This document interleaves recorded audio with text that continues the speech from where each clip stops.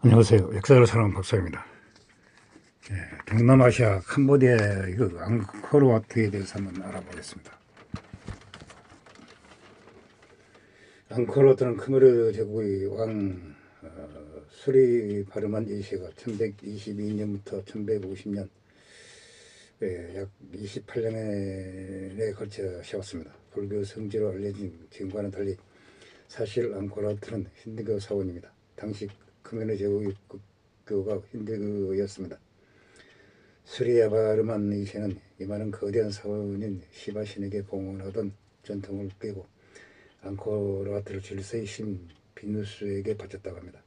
비록 수리야 바르만 2세는 앙코르와트 완성을 보지 못하고 눈을 감았지만 앙코르와트는 안공된 이르러 국왕 직속의 핵심 사원이자 khmer 제국의 가장 중요한 사원으로 자리 잡았습니다. 물론 앙코르와트가 완전히 사람들에게 잊혀지진 않았어도 어디까지나 일부 혹시 많은 탐험가나 여행자들이 왔다 갔다 하는 정도였습니다. 동남아시아인들을 제외하면 세계의 대부분의 사람들은 앙코르와트의 존재조차도 몰랐습니다. 이렇게 방치된 앙코르와트를 처음으로 서방세계에 알린 사람이 유명한 앙리무였습니다. 앙리무는 프랑스 출신의 박물학자였으며 1860년에 캄보디아를 탐험하는 과정에서 앙코르와트를 방문하였고 그가 쓴 여행록이 유럽에서 선풍적인 인기를 끌었습니다. 앙코르와트는 마침내 다시 빛을 보기 시작하였습니다. 앙리무는 이 신전이 아름다운 솔로몬 신전이나 미켈란젤로의 작품에 비견할 정도로 극찬하였습니다. 앙코르와트를 여러분들에게 소개했는데 많던 당대 유럽인들이 입맛에 딱 맞아 꽤 엄청난 인기를 끌었다고 합니다.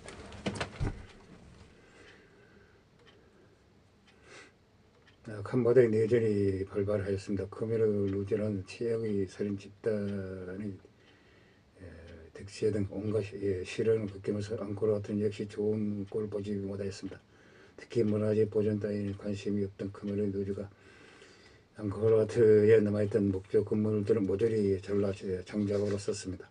khmer 루즈 베트남군 사이에서 전투를 벌이거나 곳곳에 총탄이 박히는 등 앙코르와트는 이때 꽤나 심각한 손상을 입었습니다. 게다가 앙코르와트는 오히려 전쟁이 끝난 80년대, 90년대 더 심각하게 훼손되었습니다. 유물에 눈이 들어 돌아간 태국인들이 전후 캄보디아의 치안이 허술해진 틈을 타 앙코르와트에서 뜯어갈 수 있는 것들은 죄다 뜯어가 버렸습니다. 심지어 복원해놓은 부분까지 도둑들이 훔쳐갔습니다. 1992년에는 유네스코 세계문화유산에 등재되었으나 전쟁과 약도로 인해 중요 유물 30점 이상의 소실, 전체 유적지 70톤 등 심하게 훼손되었습니다.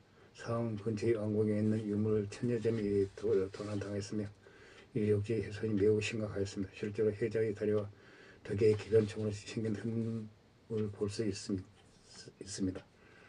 유네스코에서는 문화유산에 등재되기 전인 1982년 유적지 복구를 위한 조사단을 발견했다고 통보하였습니다. 다만 2000년대 들어서 캄보디아의 치안이 안정화되고 이후 앙코르와트가 사실상 캄보디아의 상징이기 때문에 조금씩 복구와 유지 작업에 시동을 거는 중이었습니다. 앙코르와트를 둘러싼 해전 폭이 무려 190m, 둘레는 5km에 이르고 깊이는 약 4m 정도로 꽤나 깊습니다. 해전은 원래 사원으로 상징되는 탈속적인 공간과 세속적인 현실을 구분하는 데 의미로 지어졌습니다. 앙코르와트의 기반을 단단하게 강화하는 역할을 하였습니다.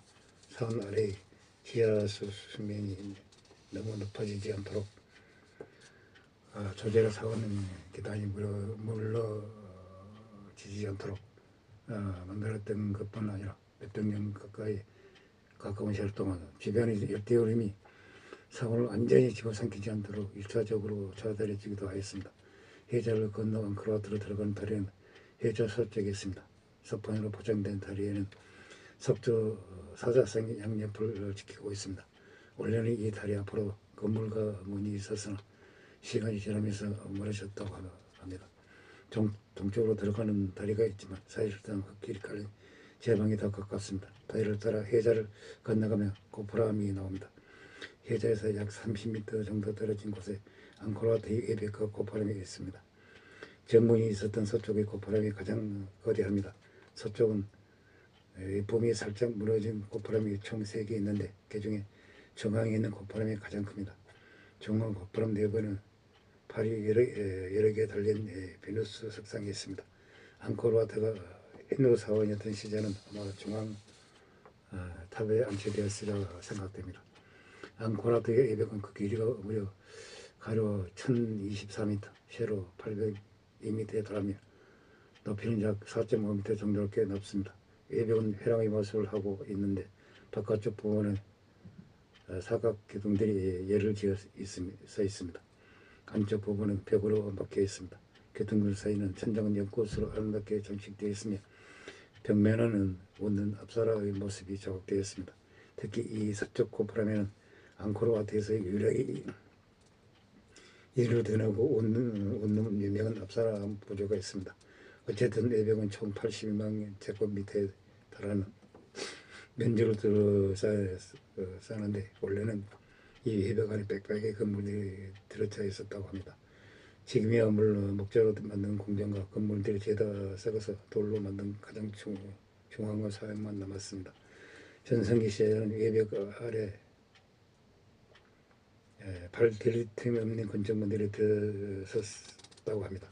보도를 걷다 보면 마침내 사원 본건물에 도착할 수 있습니다. 중앙사원 본체는 크게 3층으로 이루어져 있으며 갈수록 높아지며 맨 마지막 3층에는 중앙탑이 위치하는 구조로 되어 있습니다. 모든 층에는 사면의 정중앙에 고프람이 7개씩 세워져 있으며 특히 2층과 3층에는 중앙뿐만 아니라 보서의 부분에도 고프람이 7개씩 세워져 있습니다.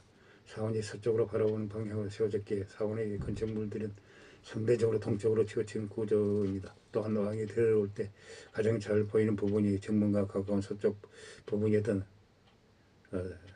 서쪽 부분에 가장 정교하고 자세한 구조들이 가득 조각되어 있습니다. 또한 왕이 주로 사용했던 서쪽의 계단들이 다른 방향의 계단보다 상대적으로 경사가 낮게 만들어진 것도 특징입니다. 사람들이 앙코르와트의 겉모습만 보고 채석장에서 최고란 돌로만 만들었다고 생각하는 경우가 많은데 사실 그 부분만 해적 사람을 사용해 만들었고 그 안은 젓가락색의 라테라이트 백돌로 씌워넣는 구조입니다. 라테라이트는 산화철을 함유하고 있는 젓가락색 토양으로 땅 속에서는 부드럽지만 땅 밖에서는 철분 때문에 습기가 말라 굳으면서 굉장히 단단해진다고 합니다.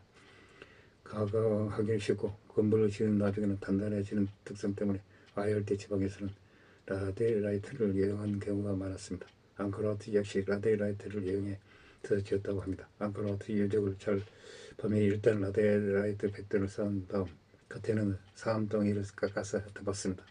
물론 라데라이트를 쌓지 않고 통째로 사암으로 만든 부분도 일부 존재합니다. 일체의 회랑은 가로 215m, 세로 180m입니다. 2층과 3층 화랑과는 달리 모서리 부분에 고프람 대신 작은 파밀리온이 하나씩 있습니다. 회랑은 사원 내부로 뚫렸고 사각 기둥에는 회랑을 받치고 있습니다. 1층은 2층과 연결한 통로가 서쪽에서 있는 십자 회랑인데 이를 2층 신령들이 호례라고 부릅니다. 순례자들이 이것을 불상이나 부조를 지켰으나 싸그리 약탈당해서 현재는 몇 개밖에 남지 않았다고 합니다. 특히 일천 신령들이 올해는 순례객들이 선행에 대한 글들이 유난히 많았습니다. 대부분은 금해려지만 일부 범어나 일본어도 있다고 합니다. 십자가 회랑 사이 공간은 한때 물이 차 있었습니다. 남북쪽 회랑은 도서관이 있다고 합니다. 우리는